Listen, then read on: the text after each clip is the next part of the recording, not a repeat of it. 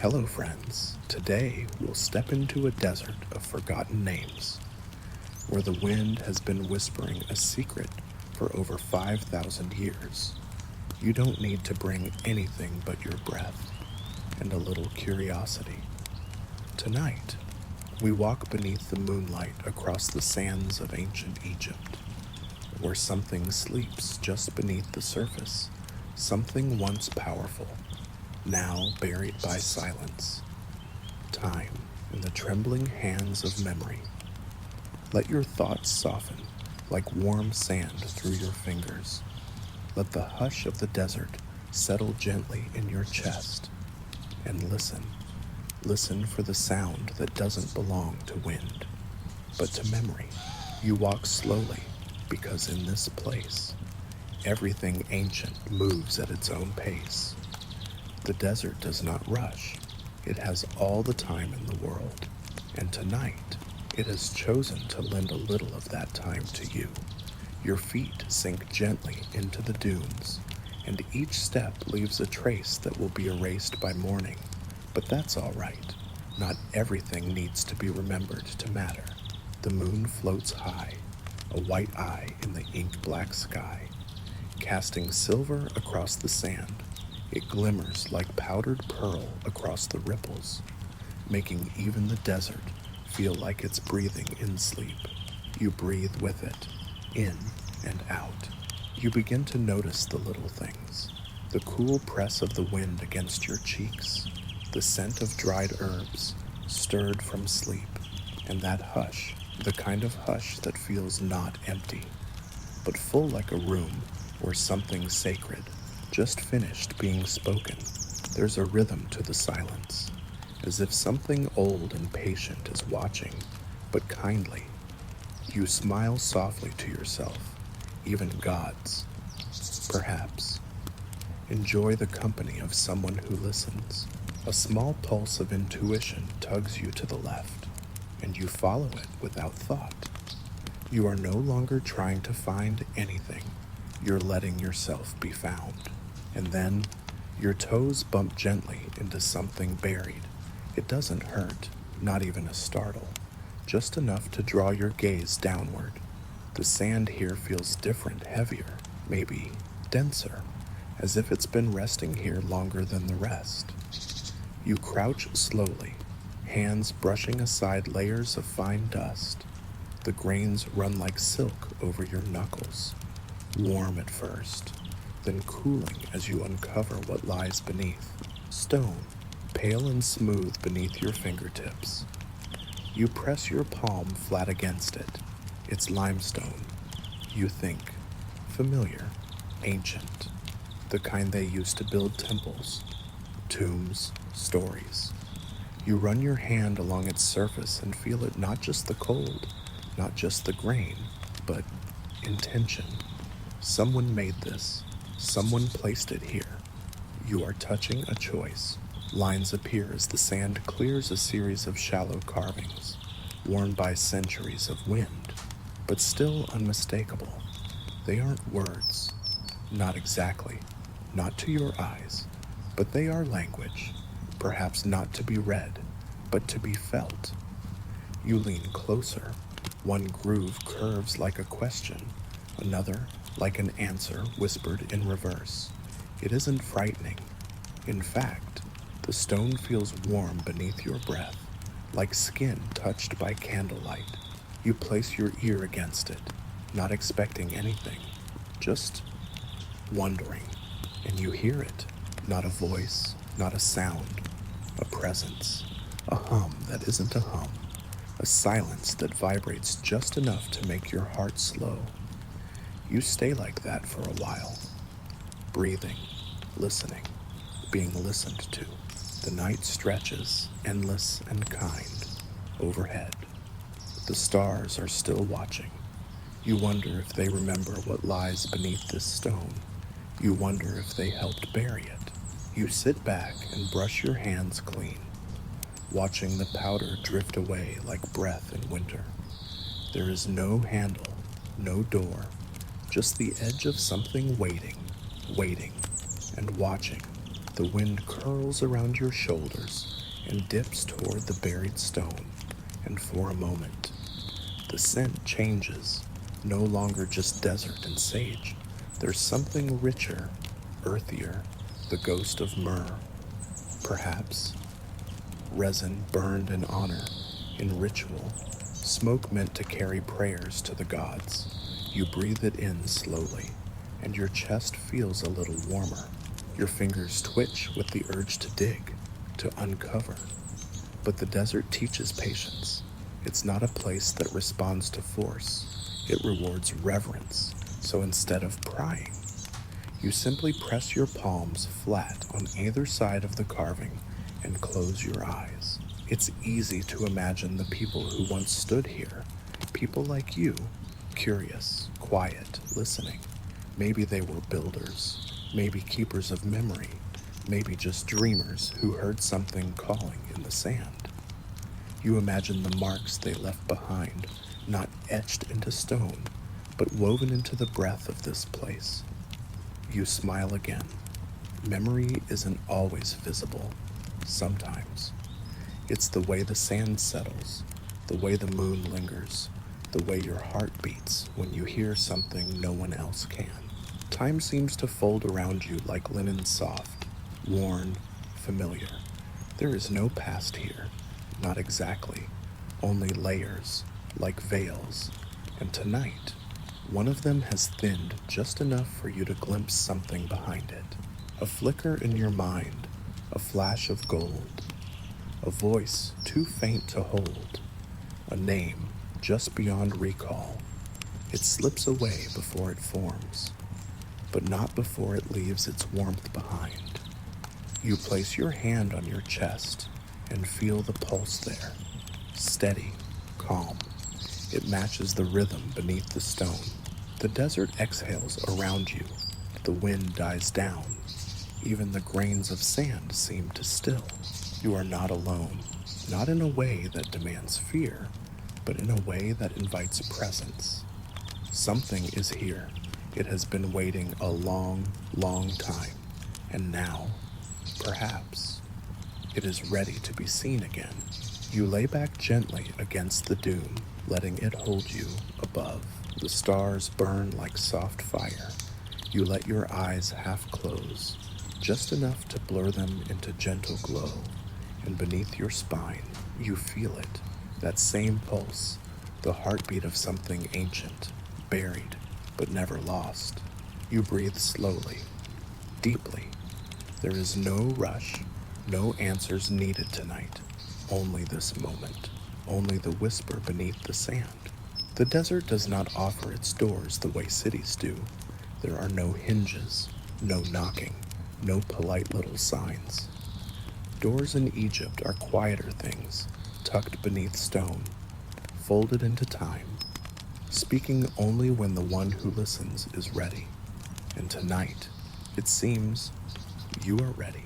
You sit quietly at the edge of that half-buried stone, your fingertips brushing once more over its warm surface. The carvings, those soft, deliberate lines now seem clearer, not brighter, not deeper, just more certain, like they know you now, like the stone has decided you are someone it can trust. You take one more breath, full and grounding, before standing. The wind has softened, the night has gone still. Your body feels gently held between worlds, with care. You begin to brush the sand away in slow, rhythmic motions. It's not work, it's reverence, like helping a forgotten book open its cover.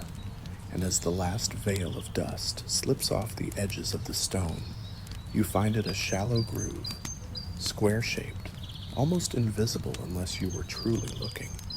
Your fingers trace it, and your breath catches in your throat, not from fear, but from a strange, soft ache, like finding the first footprint of someone you've been searching for across lifetimes. Then, just beside that groove, something shifts, a vibration, barely there.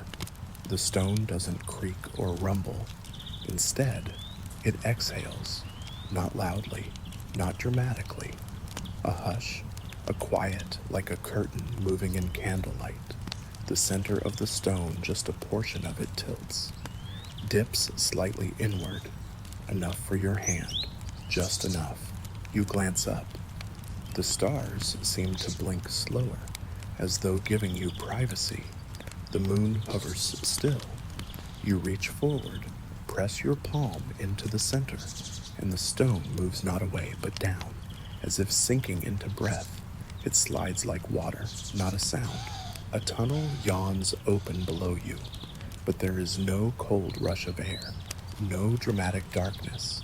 Instead, the scent rises, sand, old papyrus, sweet smoke, and something else, something rounder, memory, maybe, or oil once poured in honor, now clinging to the stones that remember. You step closer to the edge. The entrance leads downward gently, like a staircase not built by hands, but grown from earth. The passage glows faintly, lit not by torches, but by the pale shimmer of smooth walls. Something in them reflects the moonlight from above, casting a quiet wash of gold along the corridor. You chuckle softly. Only in Egypt, you think. Could a tomb feel like a lullaby? The first step is easy. The stone meets your foot like it was expecting you. You descend slowly, not counting, not measuring, just following the curve of the path. The air here is still, but not stale. It carries a kind of peace. The deeper you go, the more you feel your heartbeat slowing, not from fear, but from alignment, like your body is remembering a rhythm it forgot it knew. On the 10th or 20th step, there's no telling now. You pause. A mural has emerged on the wall beside you, not painted, but carved in fine lines that shimmer like they were etched in starlight. You lean closer.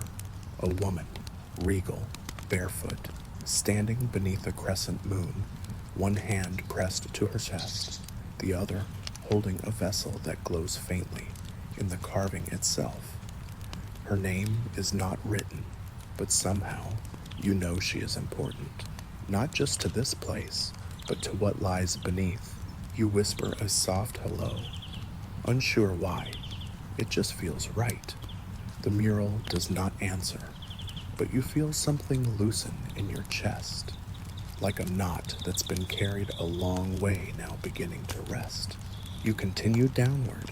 The steps end before you expect them to. One more curve, and you arrive in a small antechamber. The floor is smooth, the ceiling low enough to feel close, like a roof made of breath. And at the center, placed with impossible precision, is a doorway, a perfect rectangle carved into black stone, framed by two falcons whose wings arc inward like a seal. There's no handle, no obvious latch, just two small bowls on either side of the door, carved directly into the stone, one filled with dried herbs, perhaps myrrh, perhaps blue lotus, the other sand, but not loose sand, sand fused into glass, its surface smooth and clear, like a mirror. You kneel. Your reflection stares back from the glass, blurred slightly by the curve of the bowl, and for a moment, you don't recognize yourself, not fully. Your features are there, but there's something older in your gaze, something patient. You reach into the bowl of herbs. They crumble softly in your fingers, releasing a scent that warms your throat and cools your palms all at once. You scatter a few pieces across the base of the door, and the stone hums beneath you. Then a sound, not loud, more like a sigh. The wings of the falcons fold slightly, and the door begins to recede. You rise slowly, watching as the dark stone pulls away into the wall, revealing a chamber beyond. The air that drifts toward you is warm and dry, but not empty. It's been waiting here, holding stories, holding breath. You step forward, The threshold doesn't jolt, it welcomes. And as you cross into the chamber, you feel something shift, not around you, but within you. A quiet understanding that what is buried in the sand is never truly lost. It is only waiting to be remembered. You step gently past the falcon-framed threshold, and the world seems to hold its breath with you. This chamber is no ordinary room. It does not feel made so much as it feels dreamed like a thought, preserved in limestone, wrapped in time like linen around an old prayer. The air here is warmer than you expect, but not stifling. It embraces you softly, like a shawl warmed in sunlight. There's no sound except your breathing, and even that feels quieter now. The walls rise on either side of you, close but not confining. Every surface is smooth as river stone, but traced with barely there carvings, their meanings tucked just beneath the surface. You let your fingers glide over them. Each groove feels like a pulse. Some lines are curved like water, others sharp as star points. They don't tell a story in the way a book does. They sing it, quietly, for anyone willing to be still enough to hear. The ceiling is low, but it doesn't press down. It hovers painted in dark blues and gold, tiny flecks like scattered stardust. Your eyes follow a golden spiral etched in the center. As you gaze upward, your breath slows, sinking with something in the chamber, something deep, something steady. You don't know if it's your heartbeat or the room's. At the center of the chamber sits a stone dais, round and worn at the edges, like it's been sat on for centuries. You walk toward it, feet making the faintest sound across the ancient floor. You lower yourself slowly, crossing your legs, letting the stone support you. It's warm, not artificially, not unnaturally, but in a way that feels living, like it remembers every person who's ever rested here, like it remembers you. You close your eyes for a moment, not to sleep, but to listen, and slowly, something stirs. It begins behind your eyelids, not a vision, not quite, but a sense. The memory of incense, once burned in reverence, the shape of a flame dancing behind a priest's whisper. You see nothing, yet feel it all. A procession in silence, a voice reciting verses in a tongue that belongs to the wind. You smile quietly. Even memory wears perfume here. The scent in the chamber shifts again, now sweeter, a trace of blue lotus and something older. Frankincense, no, something more sacred. The air itself feels thicker, but not in a heavy way, in a way that says stay, breathe, be. When you open your eyes again, you see that the room has changed, not in shape, but in clarity. Shadows you hadn't noticed now reveal alcoves, small recesses tucked into the chamber's circular wall. In each one, a single item rests: a vessel, a folded cloth, a carved feather, a dried lotus bud, still impossibly intact. You rise slowly and walk to the nearest alcove, a cup small, carved from onyx, the rim chipped slightly. Inside it, traces of something dark and dried. Wine. Blood ink you can't tell, but it's old, revered. You bow your head slightly and move to the next. Each alcove offers another piece, not treasure, not glory, but memory. The tools of daily life, the relics of reverence. You can feel the breath of those who placed them here, centuries ago, hands trembling not with fear, but with meaning. One alcove catches your attention, a square of cloth, rough at the edges, embroidered with gold thread, a single eye at its center. Gazing outward, you touch it gently, and the air around it shivers. The eye of Ra, perhaps. Or maybe something even older, something that watched not to judge, but to remember. A soft chuckle escapes your lips. Even cloth remembers better than most of us. You whisper. The room says nothing, but the silence agrees. You return to the center and sit again on the warm stone dais. This time, you notice something beneath your seat, a circular groove, barely visible. You brush the dust away and find it's part of a larger symbol. A wheel. No. A calendar. No. A breath. It moves, not visibly, but internally. When you breathe slowly, it feels like the symbol beneath you breathes too. You exhale. The stone exhales. You inhale. It follows. You're not sure how long you sit like that, but time becomes soft, gentle, as though it, too, is resting. A light flickers near one of the alcoves, not a flame, but a shimmer. You stand and approach. There, within a triangular niche, rests a thin sliver of metal, bronze, perhaps, but dulled by centuries. It's shaped like a petal or a tear. You touch it, and your fingers buzz faintly. You're not afraid, but something in your chest shifts. You remember a name, not fully, but enough. Neferu. A breath you never meant to take forms around it. Neferu. You don't know who she is yet, but the name feels like part of the room, part of you. And just as you speak it aloud, gently, the shimmer fades, the air stills, the chamber watches. Your hand remains over the petal of metal, but your heart has already moved forward. You know now this place is not a tomb, not really.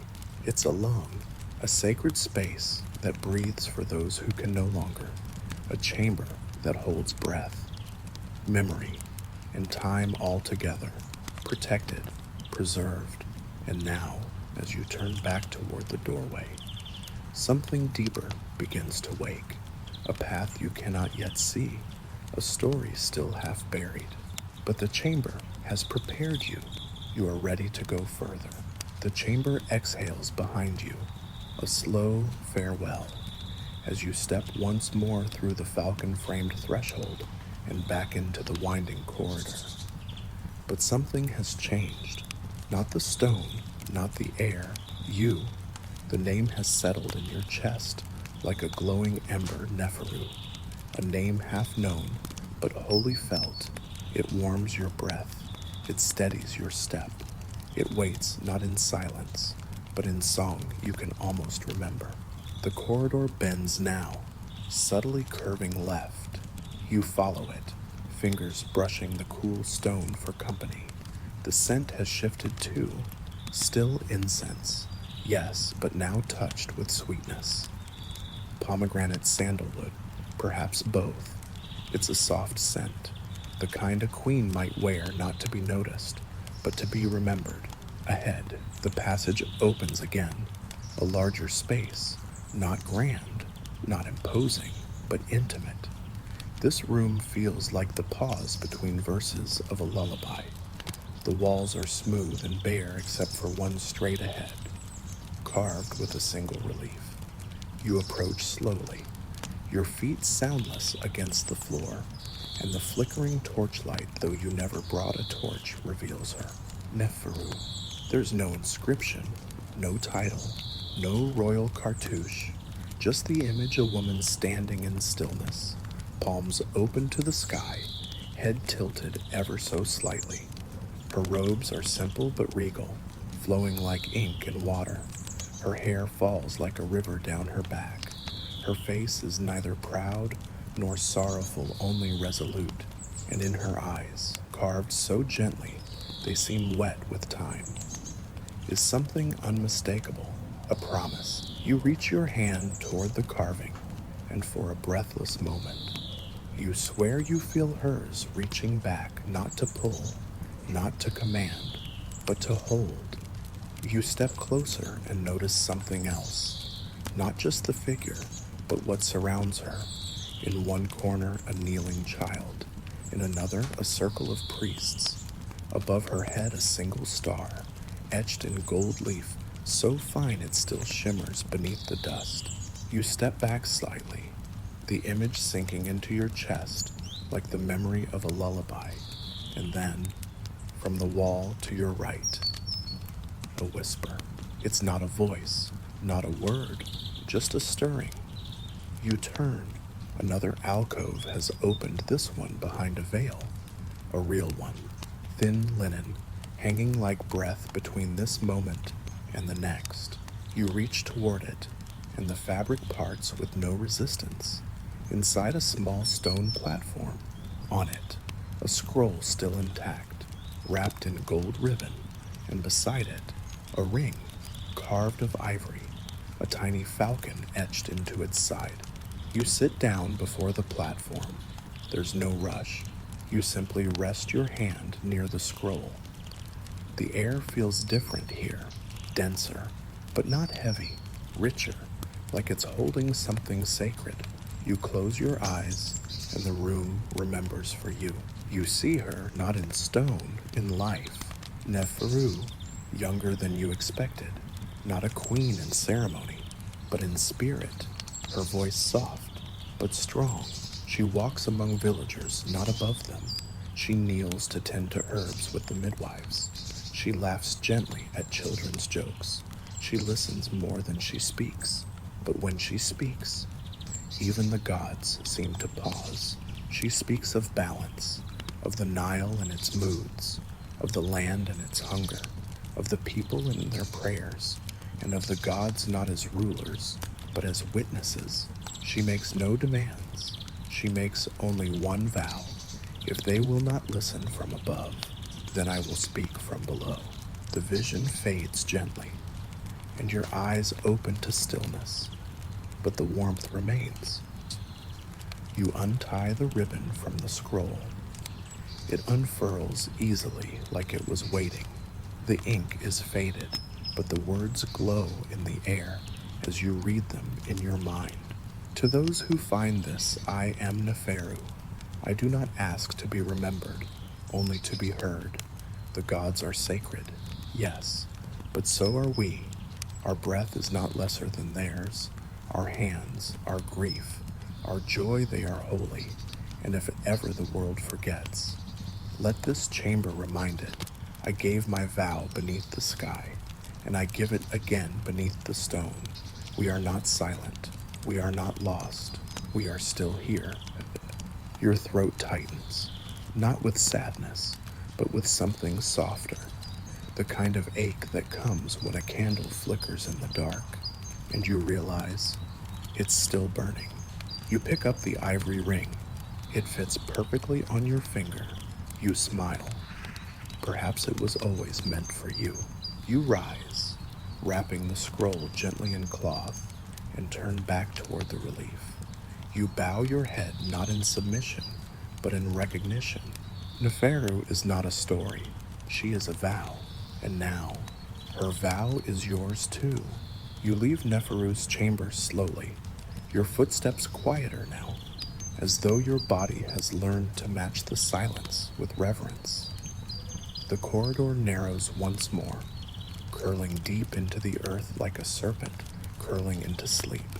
There is no rush. There never is. Down here, time is not counted in hours, but in heartbeats, in breath, in presence. Your fingers trail along the wall, and the stone feels warmer with each step, as if you're walking towards something living. The scent shifts again, faint traces of heat and metal, a dry sweetness laced with charcoal. You pause. There's a glow ahead, not from a torch, not from sunlight, but something softer, something earned. You step into a low room, round and humming with quiet energy. This is no burial chamber. It breathes like a workshop. Tables carved from basalt stretch along the walls, scattered with ancient tools and half-melted metals. Vials still glimmer. though their contents are long dried into amber shadows. The air is heavier here, dense with memory and intention. You breathe it in slowly, and your chest tingles as though warmed from within. At the center of the room stands a furnace cold now, but intact. Its mouth yawns open, rimmed with soot and ash that never seemed to cool. You walk to it, crouch slightly, and look inside. No flame, but the stone is warm, not dangerously, not unnaturally, just warm enough to know that whatever burned here was not ordinary fire. Your eyes scan the far wall. A wide shelf runs the length of the room, and on it rest scrolls, some sealed, others open to sketches, and formulas drawn in ink that shimmers like copper dust. Symbols of transformation, of merging sun with stone, river with flame, human with divinity.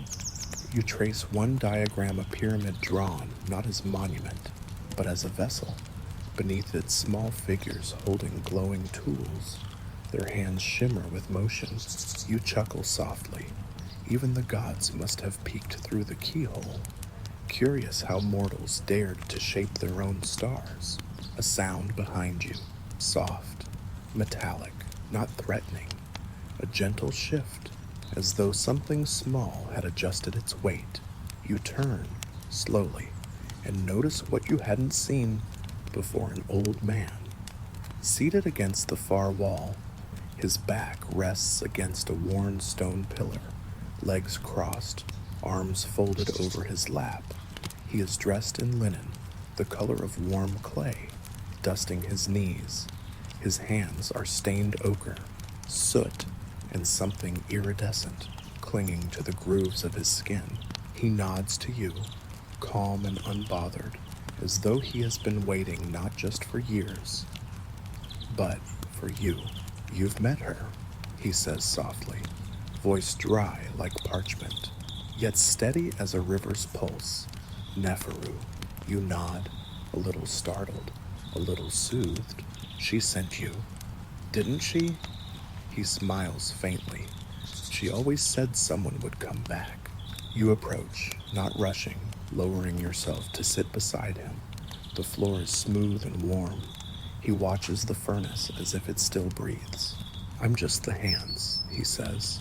She was the heart. You glance around. What did you make here? He laughs gently. Things that should not have been possible. Tools that remembered light. Dust that turned to memory. Fire that answered to names no longer spoken. He opens his hand, and in his palm rests a small vial no larger than your thumb. Inside, a swirl of gold, thick as honey and glowing from within. It pulses softly, like a candle remembering how to flicker. This, he whispers, is flame remembered, the last drop we ever made, too sacred to use, too dangerous to forget. You stare at it, breath shallow, and feel the heat without touching it. She said. He continues, if the gods would not share their fire, we would learn to coax it ourselves. And we did, quietly, in the dark, with reverence. He places the vial gently in your hand. It's heavier than it looks, warm as breath on the inside of your wrist.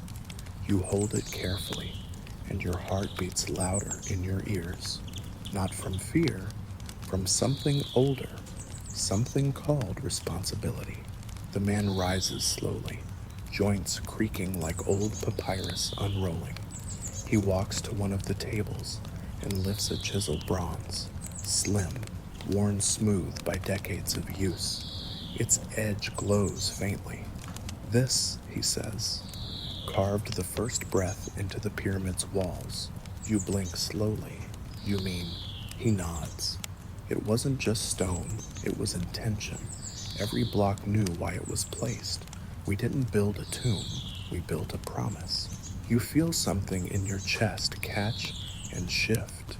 She believed, he says, that if we could shape what the gods hoarded, if we could understand it, then maybe we weren't beneath them.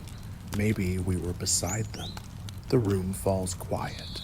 He places the chisel beside you and bows his head slightly. She never asked for worship, he says. Voice lower now, just memory. He looks at you, not at your face, but at your hands, the vial, the ring, the scroll tucked in your robe. She chose well. Then he walks back to the pillar, settles himself once more, and closes his eyes, not asleep, not waiting, just still. You rise slowly, one last look around. The tools, the diagrams, the soft hum of something sacred and silent. You tuck the vial into the fold of your robe, feeling its warmth settle near your heart.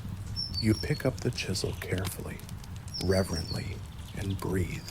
This fire wasn't stolen, it was entrusted, and now it's yours to carry forward. You leave the alchemist's chamber with the warmth of the vial still pressing against your ribs. The chisel nestled quietly in your hand like it's been there for years. The air in the corridor beyond is different now, not heavier, not lighter, but tuned, like a breath held halfway, like a question waiting to become an answer. As you walk, the stone underfoot shifts from limestone to something smoother, glossier, almost glass-like. The light changes too, not brighter, but more aware. You begin to notice reflections, not your own. Shapes not quite there, as if the walls are remembering others who once walked this path.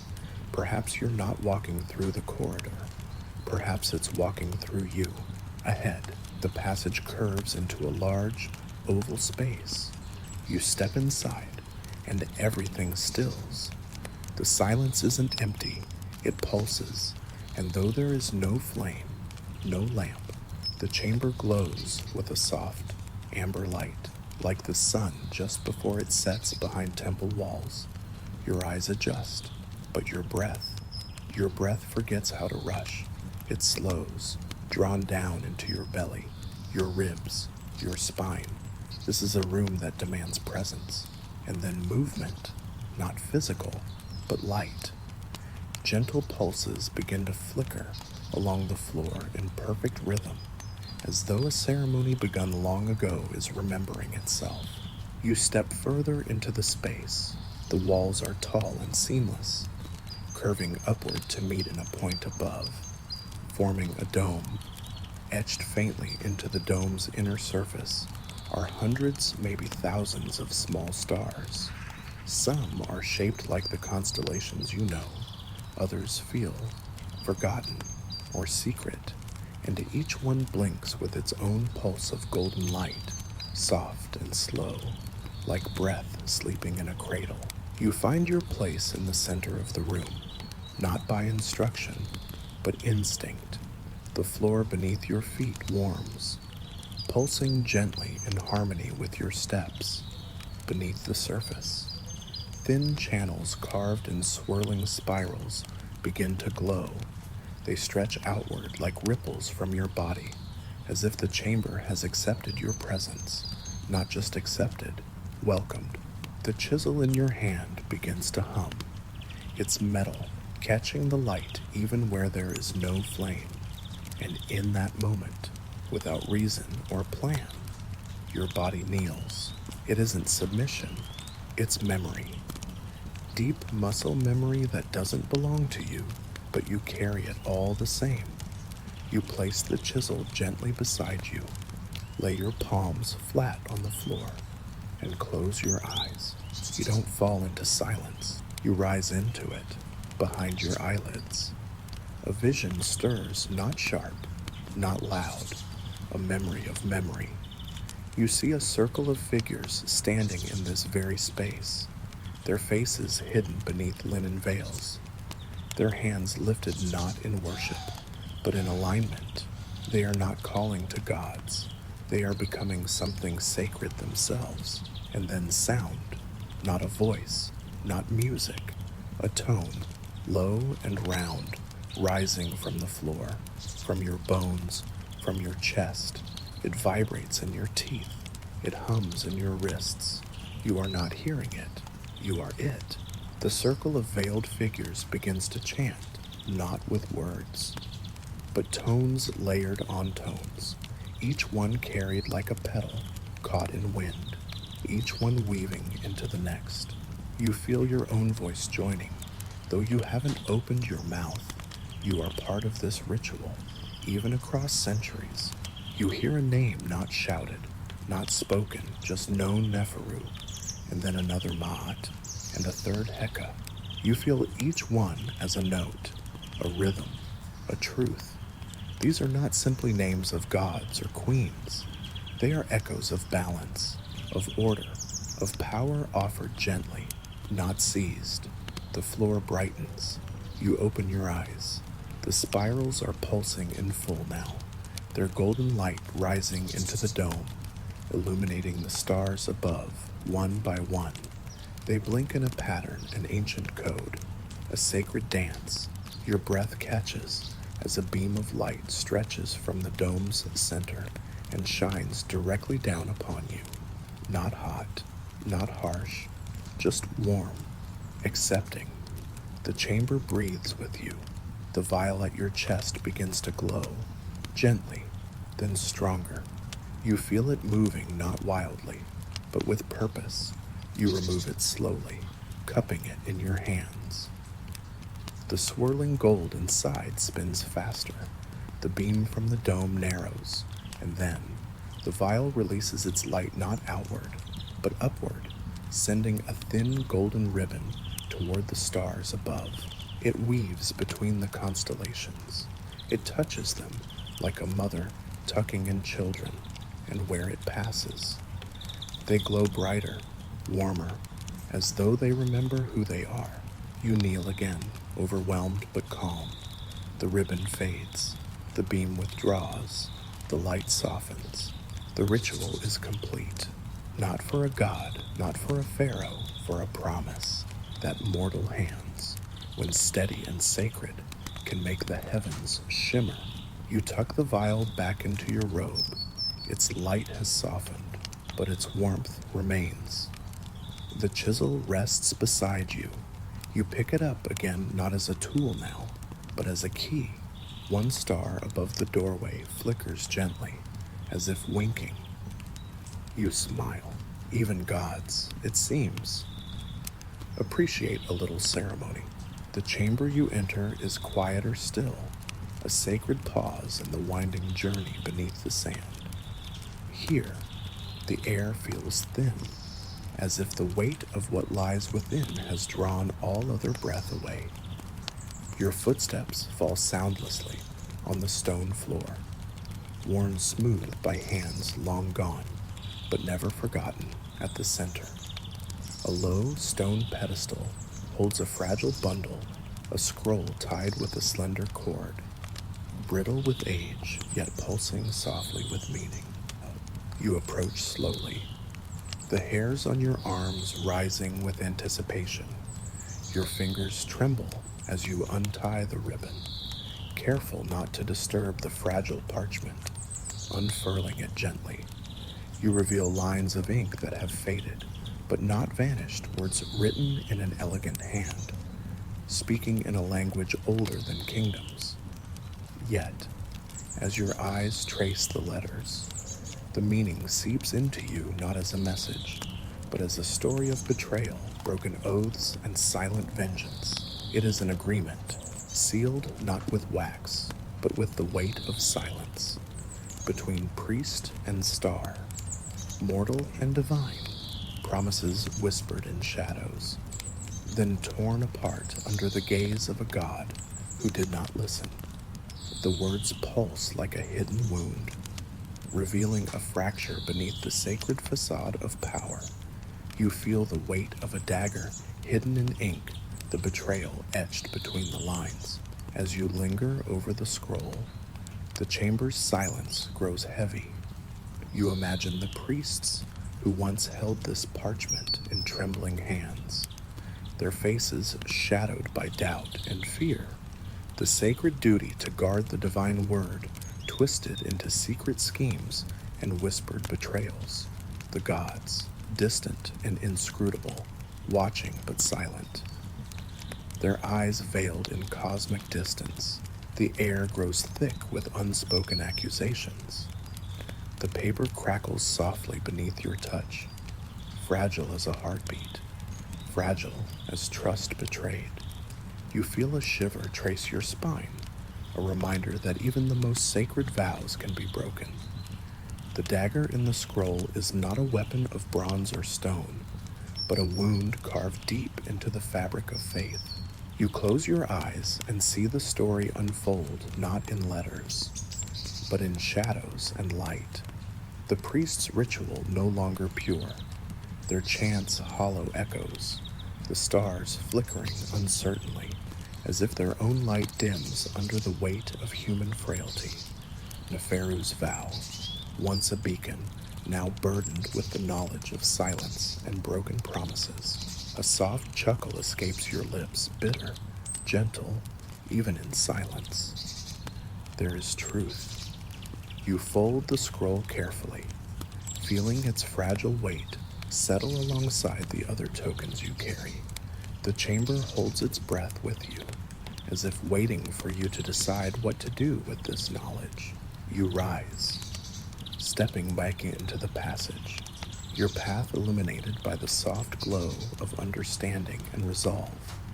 The journey continues not just through stone and sand, but through the hidden fractures of history itself. The sand outside seems less silent now, as if it carries the whispers of broken oaths and the courage to keep secrets safe. The scroll's message lingers in your mind, a reminder that beneath every promise lies the possibility of betrayal, yet also the hope for redemption. You walk forward, feeling the weight of the dagger in your heart, but also the strength to carry it gently. You step forward, carrying with you the weight of the scroll's silent dagger, and find yourself drawn into a chamber unlike any before. Here, the air hums softly, not with sound, but with presence. The space is smaller, almost intimate, shaped like a heart carved from stone. The walls curve gently around you, holding you close, inviting you to rest, to witness. This is a place of quiet power, not shouted, but whispered like a secret passed hand to hand through generations. At the center stands a statue, an eye, carved larger than life, yet softened by the slow patience of time. It is not merely stone, it feels alive. Its gaze is neither harsh nor judging, but patient, eternal, and forgiving. You move closer, compelled by a strange tenderness that pulls you like a river's current. The eye seems to follow you, not with movement, but with meaning. It is a presence that watches without blinking, watching not to punish, but to remember. You reach out a trembling hand, fingertips grazing the cool surface. A warmth blooms beneath your touch, a subtle heat that pulses gently in time with your own heartbeat. The stone is smooth and worn from centuries of reverence, but it holds a silent vitality, as if it breathes with the rhythm of this hidden place. The chamber around you feels alive too, as if the walls themselves lean in to listen. The silence envelops you, but it is no void. It is filled with unspoken stories. Deep as the Nile, vast as the desert beyond. You close your eyes and imagine what this watchful eye must have seen through the ages, the rise and fall of kings who dared to claim divine favor, the laughter and tears of those who prayed beneath its gaze, the quiet moments when even gods must retreat into stillness and reflection. It has witnessed the making and unmaking of promises, the sacred and the profane, intertwined in the weaving of history. You lean your forehead against the base of the statue, feeling the steady pulse of its presence soothe your spirit like the steady rhythm of your own breath. In this stillness, time seems suspended, the world outside the chamber, the harsh winds. The shifting sands feels distant and softened, as if wrapped in the gentle folds of a dream. Your breath mingles with the ancient calm, deep and slow, grounding you in a peace that feels both foreign and profoundly familiar. In this moment, the eye is a silent companion. It holds no secrets, offers no judgments. It watches with a quiet compassion born of endless patience and understanding. You realize that some things endure beyond the decay of stone and flesh, watchful, wise, and endlessly forgiving. A soft smile touches your lips. Even gods need a little quiet sometimes. You whisper, your voice barely more than a breath. The chamber seems to nod in agreement, as though the eye itself shares your gentle humor. You linger a moment longer, letting the sanctuary of the chamber seep into your bones. When at last you step away, the warmth of the eye remains, a quiet ember glowing softly within you, guiding you forward through the winding path beneath the desert's heart. You continue deeper into the earth, each step measured and unhurried, the air growing cooler, yet still carrying the scent of warm stone and ancient incense. The corridor widens, and ahead you glimpse a vast chamber bathed in a soft, golden light that seems to pulse with a life of its own. This is no ordinary tomb. It feels alive, breathing slowly, rhythmically, like the steady rise and fall of a gentle, eternal breath.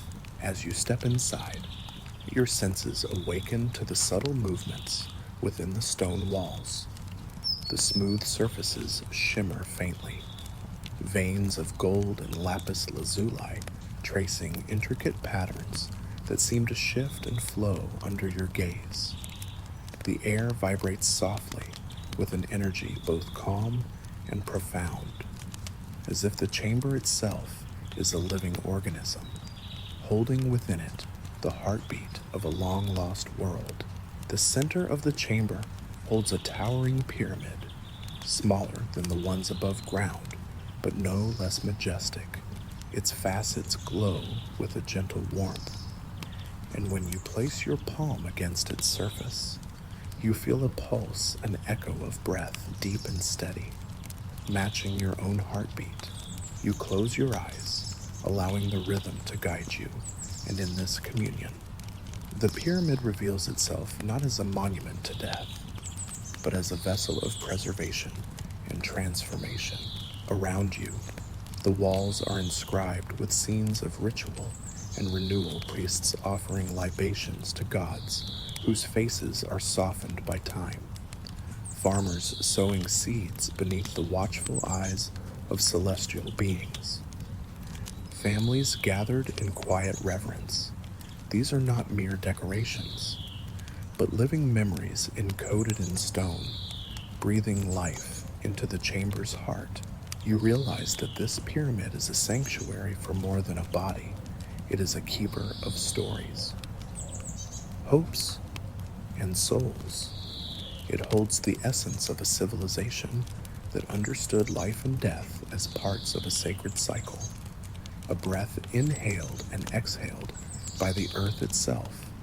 Here, the boundary between mortal and divine blurs, and you feel yourself drawn into the endless dance. A gentle breeze stirs the chamber, carrying with it the faintest whisper of desert winds from above.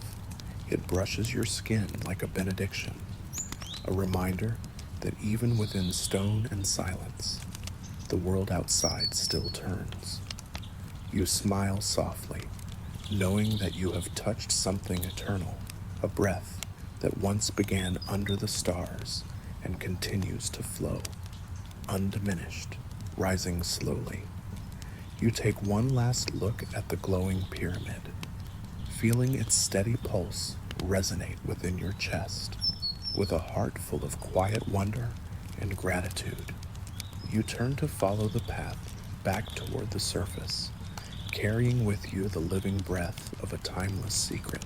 As you ascend from the breathing pyramid's chamber, the stone corridor narrows, and light from above begins to filter down like a gentle promise. Your steps echo softly, a rhythm in harmony with the quiet pulse still lingering in your chest. The air grows warmer, less dense, carrying with it the familiar scent of sun-baked earth and distant flowers. You are nearing the surface, but the journey is not yet complete. Ahead, a final chamber opens before you, bathed in soft twilight. The walls here are etched with symbols and names long forgotten, their meanings buried beneath layers of dust and time. Yet one name calls to you a secret, whispered not in loud proclamation, but in the gentle cadence of your own breath. It is the name that has been hidden, erased, and preserved all at once. The name of the queen whose vow shaped this sacred place. The name the gods themselves tried to bury beneath the desert sands. You step forward, reaching out to trace the delicate carvings. Each letter feels alive beneath your fingertips, resonating with the weight of history and hope. As your hand moves across the stone, the name becomes clearer, shining softly as if illuminated from within. It is the name that binds the story together, Neferu. A smile forms on your lips, warm and tender. You feel the presence of that ancient soul beside you, her courage, her resilience, her unyielding vow echoing across millennia. This name is not just a word. It is a breath that refuses to be stifled, a flame that cannot be extinguished. You close your eyes and speak the name aloud, softly, reverently. The chamber responds, a subtle vibration coursing through the stone beneath you, as if acknowledging your recognition. The desert outside seems to sigh, the wind stirring the sands in a quiet celebration. You carry the name with you as you rise, feeling its strength settle deep within your heart. It is a gift and a responsibility to remember, to honor, to keep the promise alive. The journey beneath the sands has revealed not only hidden chambers and forgotten rituals, but a truth as enduring as the desert itself, that even in silence and shadow, life's deepest secrets pulse with breath, waiting for those willing to listen. With one last glance back, you step into the night, the stars above shimmering with a familiar light. The desert embraces you, its vastness no longer a barrier, but a home. And as you walk away, the hidden name lingers on your lips, a sacred song carried on the wind, alive and eternal. As your journey through the hidden chambers beneath the Egyptian desert draws to a close, you pause for a moment to let the silence settle around you. The stories you have uncovered, the names you have spoken, and the breath of ancient rituals all weave into a tapestry of quiet strength. This is not a tale of grand battles or towering monuments alone. It is a whisper of humanity, resilience, and sacred memory. You feel the warmth of the desert night against your skin, the vast sky above a canvas of stars that have witnessed these secrets for millennia. The earth beneath your feet hums softly, a gentle reminder that the past is never truly gone. It lives within you now, a pulse that carries the wisdom and spirit of those who came before. Take a deep breath, letting the peace of this moment fill your being. Know that you are part of a long, unbroken line of witnesses, keepers of stories, guardians of breath and light. In the quiet of your heart, hold the promise of Neferu and all those who dared to dream beyond silence. As the first hints of dawn begin to paint the horizon, allow yourself to carry this calm forward. Let the desert's secrets rest within you, like a candle softly glowing, ready to illuminate your path whenever you need. Thank you for walking this journey with me beneath the sands of ancient Egypt. May your days be filled with peace, your nights with gentle dreams, and your heart with enduring strength. Don't forget to carry a little of this quiet magic with you as you return to your world. And if ever the weight of silence feels too heavy, remember the breath that flows beneath the stones, waiting patiently for you to listen again.